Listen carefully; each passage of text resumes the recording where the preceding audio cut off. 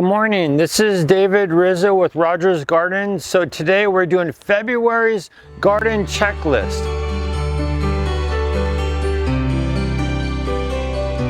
February is more of like a transition month. So we're gonna go through vegetables, we're gonna go through herbs and flowers and fertilizing and a little planting, but like when I talk about maintenance at the end, I'm gonna go really more into fertilizing and getting ready for spring.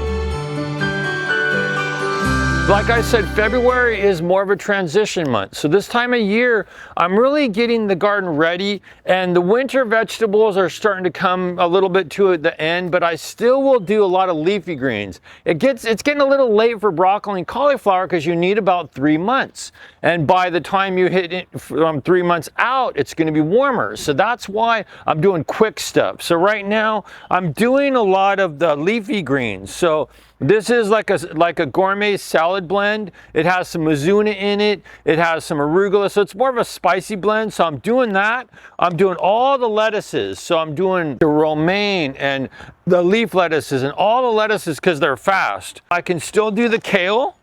I'm still going to put in the kale, like the red Russian, and this has a mixture, a little bit more of different things in it, but I'm doing all the kales too, like the red Russian, the Italian kale, the lacinato, the dinosaur, the dwarf blue, all the kales. They're good right now. I didn't have any chard, but chard right now. I'm doing the edible peas, and so right now, when we come out of winter and we get closer to spring, I always will do peas, like I'm doing my sugar snaps, my Oregon 2 snow peas, my giant sugar pods, my sugar daddies, all of them. So it's really important. Give yourself a lot of sun where you're putting these and make sure that they can climb, but they love to come out of winter into spring. And this one is super sugar snap. So this one, difference between shelling peas, sugar snaps, and snow peas. Snow peas and sugar snaps, you can eat the whole pod. There's no string. There's no little string to it. Now shelling peas, you gotta peel off that string, and the pod will open. You'll crack it open. You'll harvest the peas. So I do like the edible pods more, but I'm always doing Oregon 2. Sugar snap peas, like all of them. So all of them are good. You got to give them a trellis. They got to climb at least 4 to 6 feet. If you let them bush over a garden, they won't fruit as much. They like to climb for the sun. And as the days get a little longer, they'll start flowering really good. So do your peas. Another thing is strawberries. Now's the time to plant strawberries. And so everybody thinks, oh, it's too early, it's too early. When you come out of January and you're in February, best time to plant strawberries, and we're getting a lot of new plants, and we're getting bare roots, and I'll talk about those later. But like I picked up a pack of Seascapes. This is one of my hands down favorite variety. Strawberries, you want to put them in a lot of sun too because they're day length sensitive. So as the days get longer, they start fruiting, but there's June bearing and ever bearing. So like sequoias are a June bearing. So as we go longer into June, they stop fruiting. The ever bearing keep going. So my 3 favorites, I do like Seascape, Chandler, and sequoias are good to start early, but they won't fruit through summer. So I do tend to lean more for Chandler and Seascapes. And so, but put them in a sunny location. Don't plant them too deep. Make sure the soil drains really good. Sometimes I'll get a bag of cactus mix and I'll blend it in if you're dealing with heavy clay. Strawberries don't like heavy soil. That's what you'll see them up north in the coastal areas, and it's very sandy, and it's very what I call a loamy soil. So it's more of a sandy with a little organic matter. So they like that drainage. Onions, even though I really didn't bring up any onions, do onions right now. So I'll do Texas granules, I'll do all of them, but they got to be short days. So I tend to do the granics and the granules. Okay, so now I'm talking about what herbs I'm going to be planting. So right now, we're still coming out of winter, we're still colder, and so I'm doing a lot of more of the perennial herbs. And so right now, but cilantro is great right now. You can do all the cilantros. It's great right now. And so then you could do the mint. This is a good type of chocolate mint. I'll do chocolate mint. One thing about mint, don't put it in your raised bed. Don't put it in a pot with other plants. Put it in a little pot by itself. So if you get a little terracotta pot, 10 or 12 inches, maybe 6 or 8 inches deep, that's a good one. And use a good potting soil too. Mint likes to drain good, but don't put it in shade because the caterpillars will really chew on it. So put them in a lot of sun, even though they need a lot of water. Chives are good right now. Do chives, great. Garlic, onion, fine leaf, all of them are great. I tend to harvest the outer. I don't cut the tops because then it will brown out and they'll die down. So when you harvest them, go along the outer edges and harvest. And so fennel, you can do fennel right now. This is a bulbing fennel. Fennel takes a little time, but you can plant them right now. They probably wouldn't be ready more into later into summer, so it takes them a little while, but fennel is really good. You harvest the bulb when they're done. Rosemary, I love barbecue. Barbecue is a very good culinary rosemary, so love barbecue rosemary. You could do lemon balm right now. Lemon balm will spread around the garden. Good for teas, good for anything. Really, flavor is more like lemon, so lemon balm. I love chamomile. Chamomile is great because they make a tea out of the flower. So I love the chamomile. Good perennial. It's been a little cooler for lemongrass. We're getting lemongrass in, so they're a little on the small side, but if you put them in right now, they'll get the roots going, and then when we warm up, they'll take off. So lemongrass. Some of the culinary types of lavender, like the English lavenders. One thing I look at more for culinary varieties, I might look at sweet lavender and some of the intermediate types like Grosso, Provence. These are the Augustifolia types that are the English lavender, like Hidcote, Munstead, all of them. So they're more the culinary types. There's ornamental types, but I do go more for the culinary right now. And then with the other ornamental types, I tend to go later. Okay, so that's with the lavender. The oregano, I love oregano, but my favorite variety of oregano for putting in pizzas and marinara, I love the Mexican oregano. So what I do is pinch off a branch, I hold the tip, and then I just strip it. And then I tend to use my hands a lot, and I put that right in the marinara. So I love the Mexican oregano, is so good, but my favorite for pizzas and for making marinara sauce. So that one's good. I also have Greek oregano and Italian oregano, hot and spicy. Those are the culinary varieties. There are some ornamental varieties that people get confused with. So there's like Betty Rollins. You don't use that for cooking. It's more ornamental for the flower bracts or the little bracts. And then you have Kent Beauty. Those are more ornamental. So then I'm doing more of the culinaries. Parsley, I love parsley. So this is your Italian flat leaf parsley. I tend to use this a lot. Curly you can use too, but I tend to go more for the Italian parsleys. Some varieties tend to be a little higher in their oil content. And again, I harvest from the outer edge. I don't touch the middles. The thyme, different varieties of thyme. English is one of the top varieties for culinary use. You do have lemon, variegated lemon, but English I love because it's very aromatic.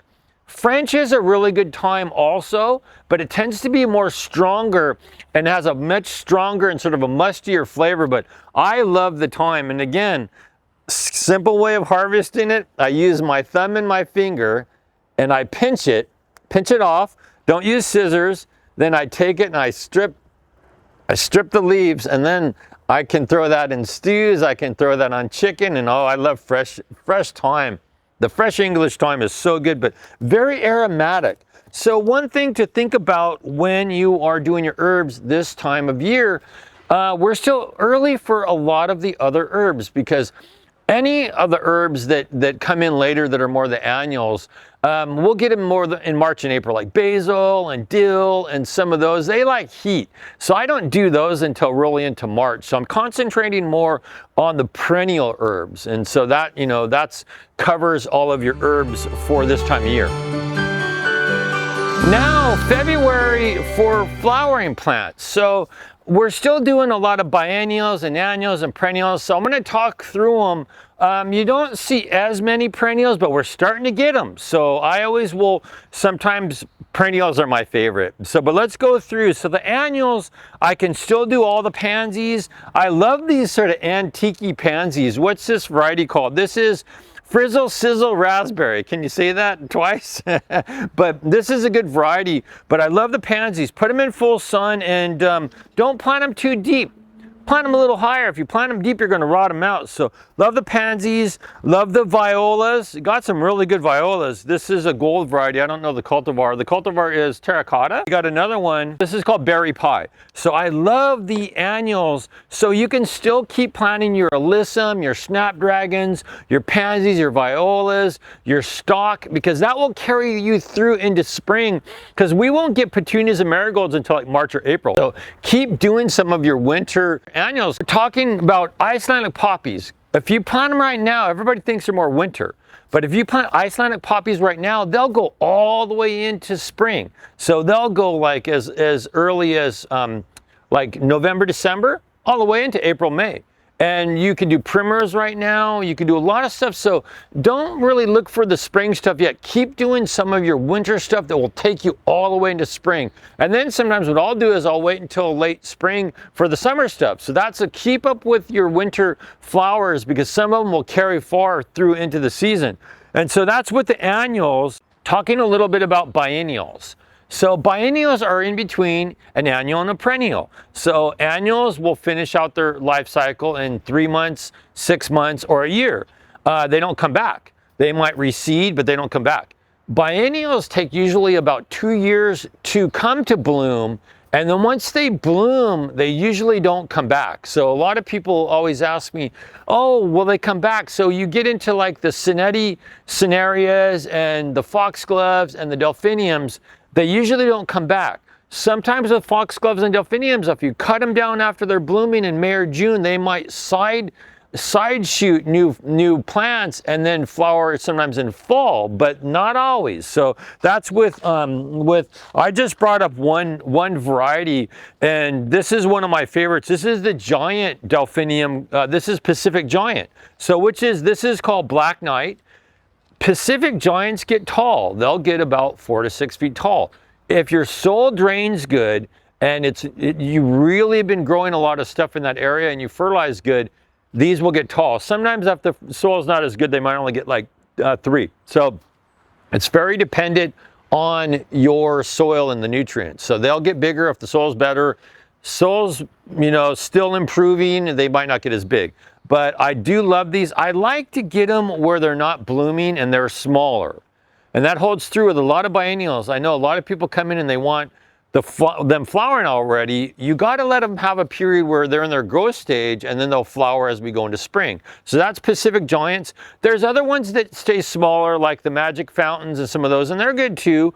But the delphiniums too will, you got to watch them with water a little bit. If it's heavy soil, be careful on the water. They sometimes don't like to be overly wet. So that's with delphiniums. Foxgloves are the other ones, and these are just foxy mix. And so again, I get them when they're not blooming. See, these are in the growth stage. You plant them in the growth stage, and they concentrate on growing for the next few months, and then spring they'll erupt, and put them in groupings. Even with delphiniums and foxgloves, and I haven't seen any larkspur yet, but we should get larkspur soon. Put them in like 3, 4, 6 little groupings and put them between plants. Some people put one here, one here, one here. You don't have the impact. So plant them closer. Plant them in 3 plants, 5 plants, 6 plants, but put them in little groupings, and maybe put a grouping here, a grouping there, a grouping there. Then you get that impact in your garden, where a lot of people want to line them up like soldiers in a row, or they want to put one. No, what I like to do is I always put them in little groups of 3 or 5 or 6, get more impact. You can fertilize them with an organic fertilizer when you plant them, but the main thing with a lot of these biennials, they're pretty much ready to bloom as we warm up, but you do want to make sure the soil is adequate for them. And again, I'm using like the Garden Bloom planting mixes, I'm doing the Malibu compost and that kind of stuff. If I'm doing pots, I do tend to go more towards the Malibu potting soil because that one drains the best. So I like potting soils that have a little perlite in them that drain really good. That's why I tend to lean towards the Malibu. But moving on, so these are your biennials and your annual bloomers too, like the ranunculus are coming in. Good to plant the ranunculus. These are more seed-grown varieties, and this is, it doesn't say, but it's just a mix. So these are great for the next 2 months. So definitely with the ranunculus, I will plant right now. One of my favorite subjects, I love perennials. And I know I talk a lot about vegetables and other stuff. I love perennials. I like stuff that I can, like when I put out my roses and I plant my rose garden, I can pocket little perennials between them. So I love the daisies. This is just like a type of Marguerite daisy. This is good variety, and some of the daisies will get pretty big. Like this variety will probably get 2 to 3 feet tall. Great to plant them right now. Some of the proven winter, we're seeing the Biddens. Everybody thinks this is a Coreopsis, and this is Biddens Campfire Flame. So this is a proven winner. I love this new series and newer varieties of Biddens, so watch for them. But these are such tough little perennials. So love that as a perennial. Love Nemesias. Nemesias will come back year after year, and sometimes they might last for 3 to 5 years. The trick with Nemesias, when they're done blooming, you got to cut them back. If you let them go to seed, they might die off. So love the Nemesias, are great right now. We're starting to see the wallflowers in. This is Ericium, or the Bull's Mauve wallflowers. These are really great. So I really like these, and so these are really good. So all of those are coming in. These are the Armerias. The sea thrifts are coming in, so these are great little bloomers. They bloom a little pink flower on them, but love to plant those. The Scabiosas are coming in. A lot of these perennials, different for the pollinators. This is a good one for the butterflies. So the butterflies love the Scabiosas because they'll bloom spring into summer into fall. So do your Scabiosas. The Garas are starting to come in, and I'm a sort of a believer on smaller perennials. I don't always look for big plants, but I always look for smaller perennials like the Gara. And now I'm talking about what we're planting. I'm talking about what we're getting in right now. So January and February, especially February, you can still do some of your bare roots and you can do your berries, and now's the time to plant the maple. So I'm going to talk a little bit about that. So first off, I'm going to talk about bare root strawberries. So we got in our bare root strawberries. This is Chandler. This is a good June bearing type. So the way I plant bare root strawberries, I get a nice big plant, right? And I like to trim off the growth, the old stems, right? What I do with bare root strawberries is I like to take and I like to spread out the roots. See, like a lot of times I'll pull them out, but I want to flatten them out more. So see, like I pull them and then I'll plant them just like that. And then I don't want to cover the crown too much. I'm only going to go about halfway up on the crown. People go wrong with strawberries because they plant them too deep and then it rots the crown. So I'm going to plant them right like that. But I don't want to plant them like this because then the roots won't spread out. But I'll sort of spread the roots out so then they're flat, because then the new roots will come and then I'll plant it like that. And I usually plant them about 6 to 8 inches apart in rows. Again, sandier soil, better drainage. They do fine in pots, but make sure they are day length sensitive, so make sure you put them in full sun. They'll take a little bit of shade, but they'll always fruit and ripen better in sun. So that's really important with your bare roots. And the main thing is, if we don't get any rain, just try to water them about every 7 to 10 days. Give them a good drink of water, but don't keep them overly wet. You can fertilize them later on. I'll use like a cottonseed meal, or I'll use an all-purpose. I mean, I really feed strawberries with everything, even though everybody gets caught up saying they need more acidity, they need more acidity. As long as the soil drains and you have an adequate fertilizer, they're fine. But sun is important and drainage is important. So that's with the bare root strawberries. We're getting in a lot of our berries.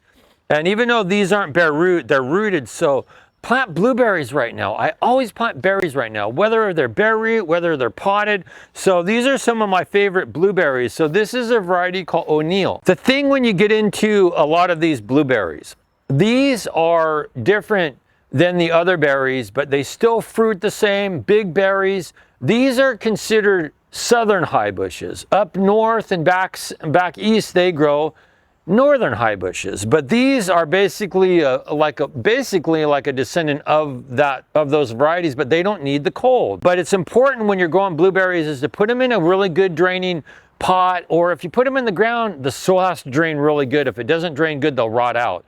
There was a leading blueberry expert told me years ago, I go, why do I always keep on failing with blueberries? He turned to me and said, blueberries don't like wet feet. And what he was telling me is their roots don't like to be in a lot of water. They want water, but they want that water to go by them. So if your soil's heavy clay, I'll mix in a planting mix, I'll mix in some cactus, mix in some sand, and don't water too frequently. I've always had better success in containers and raised beds. So I'll put them in whiskey barrels, terracotta, but I've had better luck with that because I can put in a good potting soil and get it to drain good. So, but talking about the varieties too, some of the dwarfs don't need pollinators. Like when you get into Sunshine Blue, Bountiful Blue, they don't need pollinators. And they can pollinate other varieties. But when you get into like O'Neill, I'll do like Misty or Sharp's Blue. I'll do Jewel and Misty, but always plant 2 different varieties so they cross-pollinate. But again, this one is O'Neill.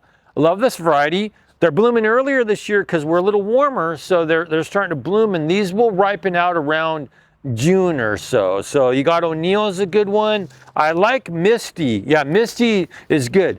These are going to get taller, 3 to 4 feet, and 3 to 4 feet wide, and they're going to produce a lot on their new growth. Berries are a little bit bigger, but they do need 2 to cross-pollinate. But this is one that I like if you just want to do one in a pot. This is Sunshine Blue.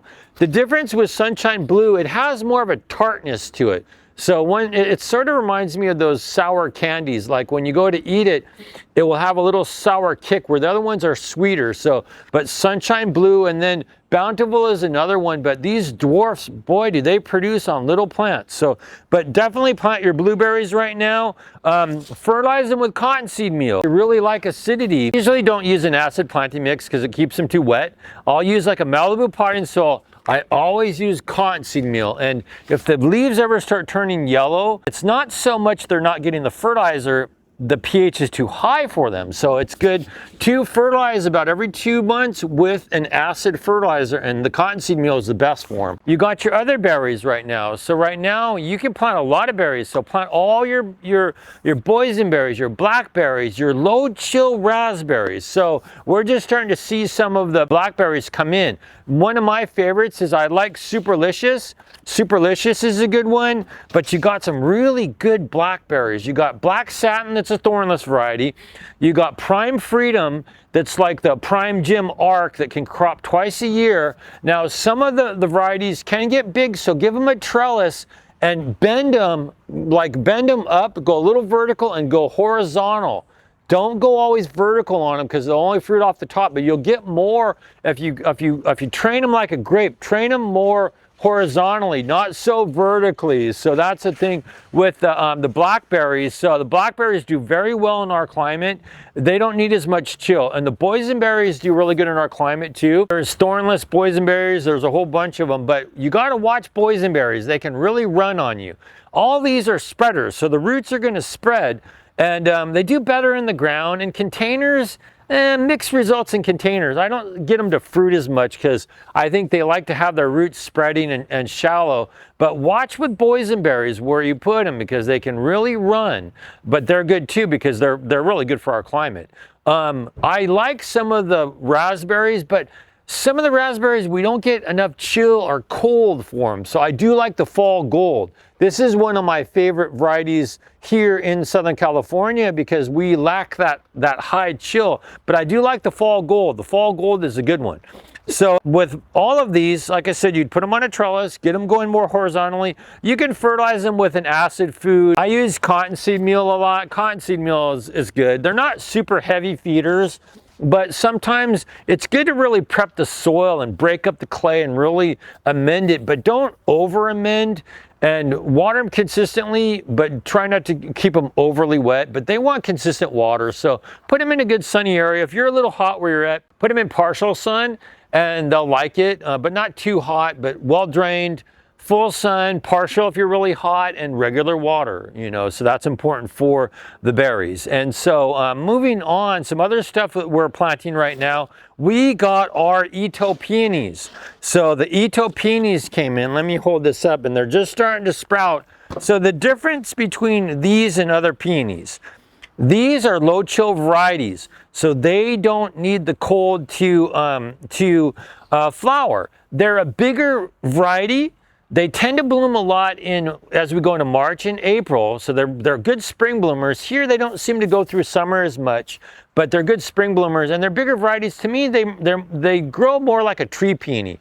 Big flowers, semi-doubles, and which variety is this? This is garden candy apples. So Itos, they're good for our climate. Good bloomers in the spring, and I like to put them in the rose gardens. But as it gets into summer and they go dormant, then I cut them back. And then that gets them to rest, and then next year they'll bloom again. But these are good, low chill, got them, Itos. We're starting to see our maples. So right now, it's good to plant the Japanese maples. So this is a little 2-gallon from Monrovia, and this is Bloodgood. Bloodgood is one of the bigger Acer palmatums. That's the Latin name on them. So they'll get 10 to 15 and about 10 to 15 feet wide. The crucial thing when you're growing Japanese maples, put them in an area that doesn't get a lot of sun and protect them from the wind. The red varieties are known for not liking a lot of sun in our area. So always find an area near your house in a patio. You put them in containers too. It has to drain good. They like morning sun and afternoon shade. So like they like about 2 to 3 hours of morning sun and then shade. But if you're in a windy area, protect them from the winds because they can get pretty beat up by the winds. And they do want regular water that drains. So container or ground, put them in good potting soil if you're putting them in a big pot. Pot doesn't have to be huge, but it can be shallow and wider. Like a lot of people want to put them in deeper pots. These roots are very small and fibrous and want them to go wide. But oh, there's some good ones. There's like the Bloodgood. They have a whole bunch of the dwarf, like the Dissanctum and the Waterfall, and like Shishigarashira. And another one that I didn't bring up that I really like are the coral bark varieties. So the coral bark varieties, like the Sangu Kakas, are really good. They'll take a little bit more sun in our area, but if you're hot where you're at, always put them in morning sun, afternoon shade. But I found that the coral barks tend to take a little bit more sun. But all of them are great. Plant them, grow them, but definitely more shade, protected from the winds, and watering and good drainage, but not overwatering. They don't like overwater. Sometimes they rot out easy. A lot of plants that like consistent water want very good drainage. So that's important with maples, is to have them where they're draining good. And so another one that I want to talk about is bare root roses. We call them early season roses because we get them 5-gallon potted up. So we're getting all of our early season roses right now. And so they're little, so they're just perfect to put in the garden. And so when you're going through with bare root season and early season roses like these, you want to plant them in January or February. You don't want to wait till March. So get them in the ground now. And so I know I always talk about this variety, but it's my favorite variety. This is a French Romantica type. It has big, darker pink flowers, and it's called Yves Piaget. My favorite variety. It doesn't get very tall. Sometimes they only get about 3 feet tall by about 3 feet wide, but big, huge flowers. It almost looks like a peony. They have a little dimple in their petals, but I love Yves Piaget because it's such a good, it starts early. You'll get blooms as early as March and as late as sometimes October, November, but Yves Piaget. So now's the time, come in, look at some of the early season roses and plant them before March. That's important. Now I'm talking a little bit about fertilizing and maintenance. So with fertilizing, it's important right now because a lot of your plants are going to start taking off next month. So February is an important month to fertilize because like in the winter months it's too cold, but February is good because then as you go into spring, they're going to start really taking off. So the first one I'm always feeding, I feed my roses. So the rose fertilizer, I like the down to earth rose fertilizer. It's a 484. And so I do like to go through and I rake up the leaves around it. I put the fertilizer down. I always use a little Epsom salts for my magnesium. Epsom salts is an important component of magnesium. Magnesium is an important mineral for roses to produce a lot of shoots. And so when you do look at your fertilizer, just to tell you, so this is a 484. So 4% nitrogen. Nitrogen helps growth and helps the plant produce like nutrients for the growth as it's growing. 8% is your phosphorus or your phosphoric acid. Phosphorus is very important for fruiting, for flowering, and for root development. So that's your middle. And your 4 is your potassium or your potash. So your potassium really helps the plant with stress. And there can be different types of stress. It could be heat stress, water stress. So that's an important component. A lot of your flowering plants like a lower nitrogen, higher phosphorus, higher potassium. So like a 4-8-4, a 5-10-5, and a 6-12-8, so really high, low, high. So that's important, but fertilize them right now. You can use this as a flower fertilizer too. It's good for a flower fertilizer. They usually put a little cottonseed meal in this, so it tends to be a little more acidic. So feed your roses right now. Your roses, they want to be fertilized. Citrus and avocados. You want to feed them now. So if you didn't feed them last month, feed them now, because they're going to start really taking off as we go into spring. And my Meyer lemon's starting to bloom right now, so I do use the down-to-earth citrus food. Use this for avocados too. Another trick is with all the lemons and the limes and the oranges and the grapefruit and the mandarins and the tangelos. Use this. And what I do is I take a handful or two, I spread it around the trunk. I don't go really close to the trunk. I'll go sometimes about a foot and away.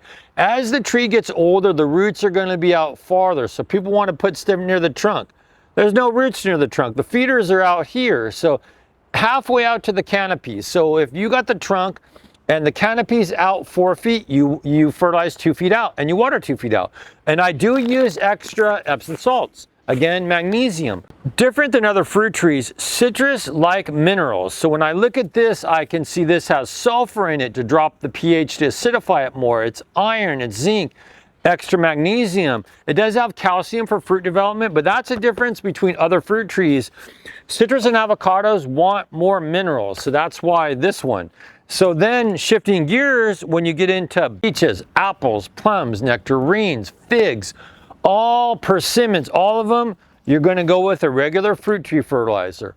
And so it's good with the fertilizer. This is a 6-2-4, so now's the time to fertilize them. Citrus are heavy feeders, backing up. Citrus are heavy feeders, so sometimes if they're young plants under 5 to 6 years old, I will fertilize every 2 months. With your apples and your peaches and your nectarines, I'll feed usually three times a year. I'll do a spring, a summer, and a fall. I don't have to overdo it. So that's one thing. The stone fruits, which what they're considered, you really don't have to do a lot of minerals with them. So don't worry about the iron and all that. Citrus and magnesium are more the minerals for that. When you get into like getting your vegetable garden ready, I didn't really plant as much winter vegetables, and so I'll start prepping my tomato area. So I'll probably let my broccolis go for another 3 weeks, and then I'll probably yank them.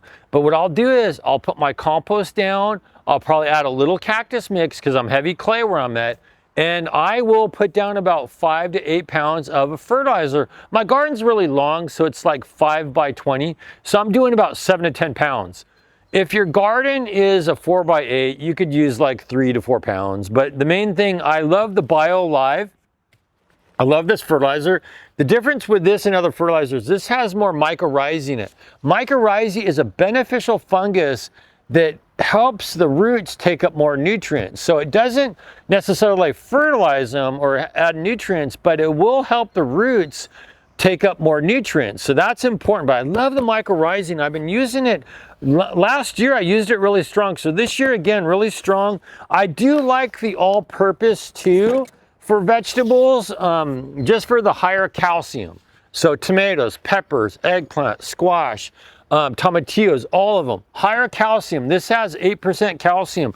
If your garden is really new and you're planting a lot of tomatoes, it's good to put down about 3 to 4 pounds of fishbone meal or regular bone meal for the higher calcium. I put these down before I plant.